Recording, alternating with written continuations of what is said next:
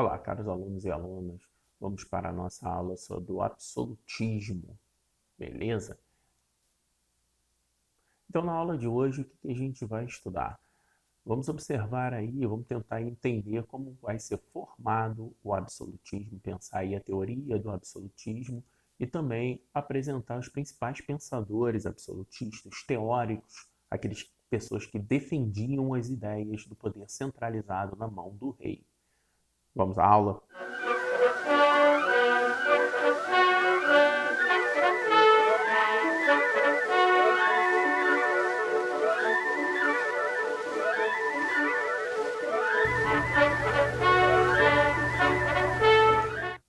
Beleza, vamos lá.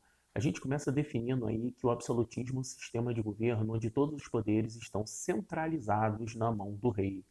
E basicamente, gente, o que quer dizer isso? Poder centralizado na mão do rei. O rei poderia fazer diversas coisas. Entre elas, o rei poderia criar leis, o rei poderia criar impostos, aumentar ou diminuir uma determinada tributação. O rei também ele poderia julgar as pessoas, condená-las à morte. Todos os poderes estariam centralizados na mão do rei. Bom, esse era o sistema de governo dos Estados Nacionais modernos, coisa que eu já falei na aula anterior. E aí também a gente deve observar que esse poder centralizado na mão do rei, ele tinha por base o apoio das duas grandes classes sociais da época.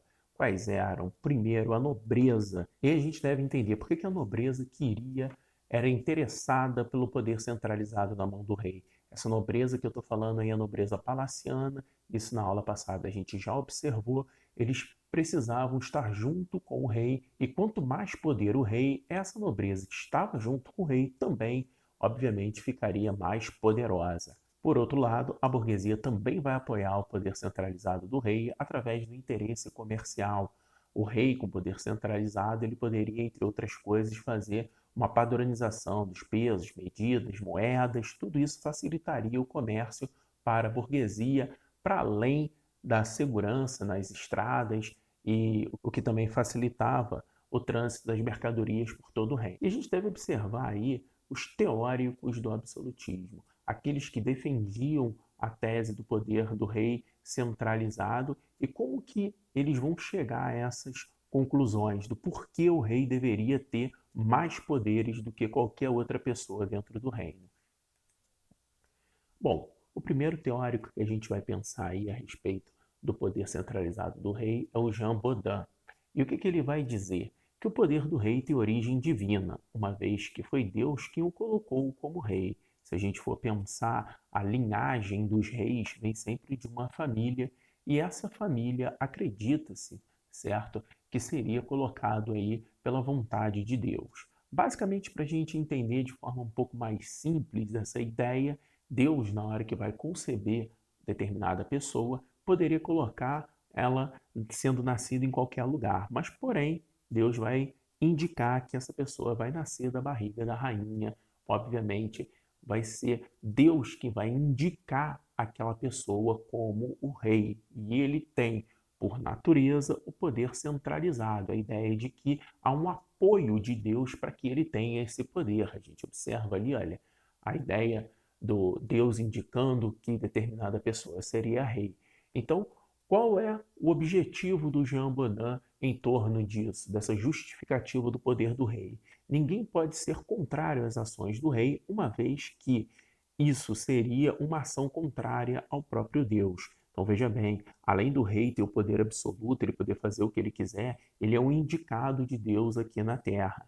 Nesse sentido, se o súdito tentar contestar o poder do rei, ele não só pode ser preso, mas ele também vai estar contestando, obviamente, a Deus. E nesse sentido, ele poderia, inclusive, depois de ser morto, ir ainda para o inferno. Então, se criava uma ideia do imaginário do poder centralizado do rei, e esse imaginário ele tinha uma base de origem divina muito forte, o que fazia com que, obviamente, as pessoas apoiassem esse rei sobre qualquer justificativa.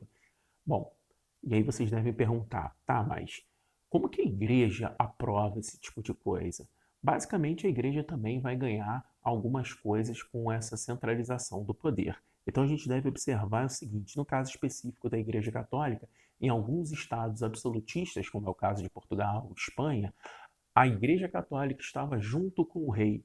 Obviamente, aonde se ia o Estado português, o Estado espanhol, ia também a Igreja Católica. Entre outras situações aí, o rei com poder absoluto e apoio da Igreja, ele pode fazer ações que vão fortalecer o catolicismo, impedir a chegada do protestantismo em determinadas regiões. O caso de Portugal e Espanha, eles vão levar a fé católica até a população indígena através de companhias de Jesus, tudo apoiado pelo Estado absolutista. Então, uma relação aí de troca de poder entre as duas instituições, certo? Bom, o segundo teórico que a gente vai trabalhar aí é o Thomas Hobbes, ele que vai trabalhar com a ideia do contrato social. Em sua teoria, o homem primitivo precisou desenvolver regras sociais limitando sua liberdade individual para viver em sociedade. Bom, o que o Hobbes quer dizer com isso basicamente? Ele vai pensar o seguinte, que para viver em sociedade, o homem precisa organizar determinadas regras. Essas regras são as leis, aquilo que o Hobbes vai chamar também de contrato social. Qual é o objetivo disso? É que se eu tenho total liberdade para fazer o que eu quiser, obviamente eu vou estar destruindo a liberdade do outro. Eu citei um exemplo que é um exemplo clássico: se eu pego e tenho total liberdade e mato uma pessoa, além de estar tirando a vida dessa pessoa, eu vou também estar tirando dela a liberdade, certo? Então, é preciso, para que eu consiga viver em sociedade, restringir a minha liberdade. Quanto mais eu vou restringindo a liberdade, mais um convívio vai ser harmonioso dentro da sociedade. Então, a partir dessas restrições da minha liberdade, eu vou construindo a ideia das leis, que se configura no que a gente tem hoje como a Constituição brasileira e por aí vai.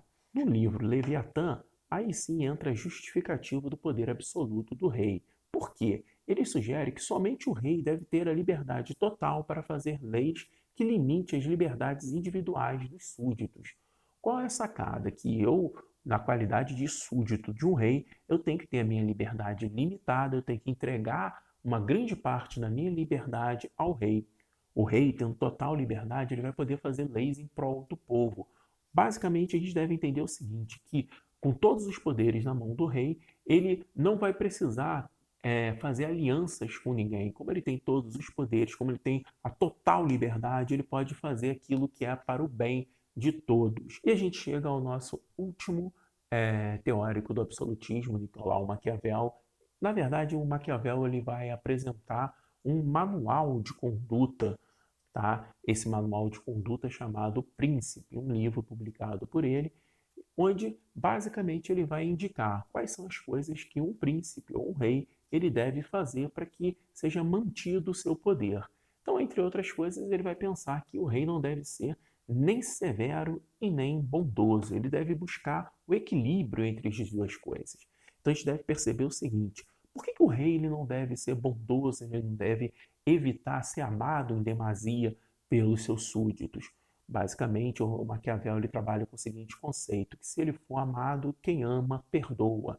Então, numa situação onde há necessidade do apoio do rei, esse apoio pode ser negado pelo povo, entendendo esse povo que o rei vai aceitar o seu perdão depois. Então, o rei deve evitar essa ideia de ser amado, de ser bondoso demais.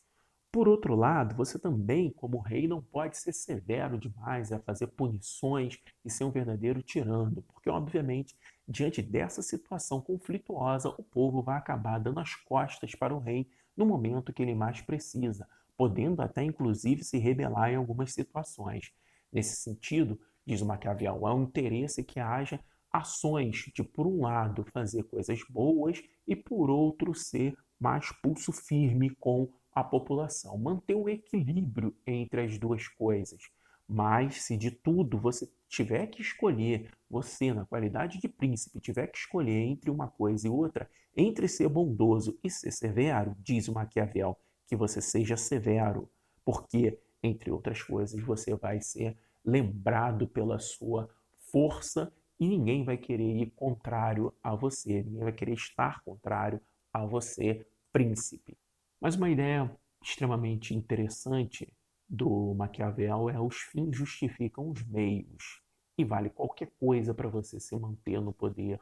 Essa é uma outra frase célebre, é uma frase que hoje em dia se aplica demais, principalmente no mundo corporativo, no mundo competitivo, onde você vai fazer qualquer coisa para conseguir aquilo que você almeja, a sua finalidade.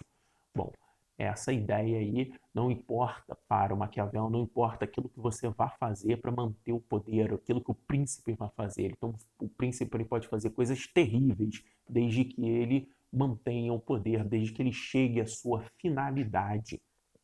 Agora acabou, obrigado por assistirem minha aula e até a próxima. Valeu!